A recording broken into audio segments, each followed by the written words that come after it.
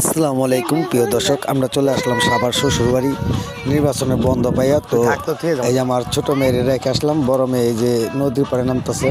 তো আমরা নদীটা পার হবো খেওয়া দিয়ে বা নৌকা দিয়ে, আপনারা যেটা বলেন, আবার কেউ বলেন গোদারা দিয়ে পার হবো। তো আমাদের অবশ্যই ভিডিওগুলো লাইক কমেন্ট শেয়ার করে দিবেন, কারণ ভালোবাসা দিয়ে যাবেন, ভালোবাসা পাবেন ইনশাআল্লাহ। আমার এই যে গোদারা আসতেছে,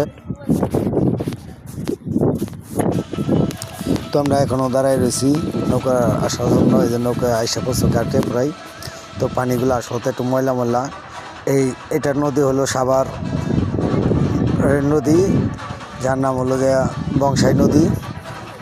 এই যে যাত্রী নামতেছে, আমরা এখন উঠবো। এক এক করে নেমে যেতেছে। এই যে আমার আম্মা যান নৌকাতে উঠতেছে। তো একে একে আমরা উঠতেছি। এই দেখেন আমার ছোট মেয়েটা কেমন অভিনয় করতেছে, সে আইসা আসে না। এই যে দেখুন, এই যে আপুরে উঠতেছে। তো এই যে আমার মেয়ে দাঁড়িয়ে রয়েছে, ছোট মেয়ে। আমার আম্মা যান অনেক যাদের ছোট মেয়ে আছে বাড়িতে, তার মানে যে কোনো ছেলে হোক আর মেয়ে হোক ছোট, ওদের জিতছে একটু বেশি থাকে। দেখেন তারপরে আমার গলায় ধরছে, যে ক্যামেরা বন্ধ করে চাইতেছে। তো আমি বলতেছি কেন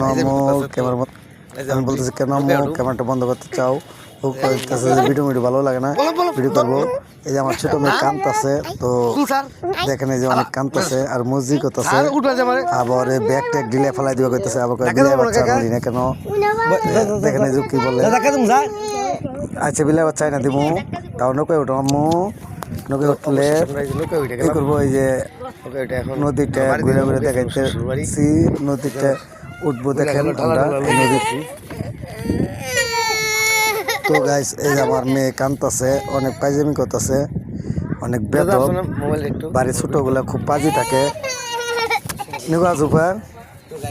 তোমার কি লাগবো? এই যে সবকিছু ঢিলে ফেলাই দিতেছে, যে সবকিছু কইতেছি করতেছে, বুঝছেন? তো এই যে নদীটা, এই যে আমার কান্দে ব্যাগ। আমরা শ্বশুর বাড়ি আসছিলাম ভোটের আগে, আমরা এসে ঘুরে টুরে গেতেছি। আমার ছোট মেয়েটা অনেক পাইজামি করতেছে।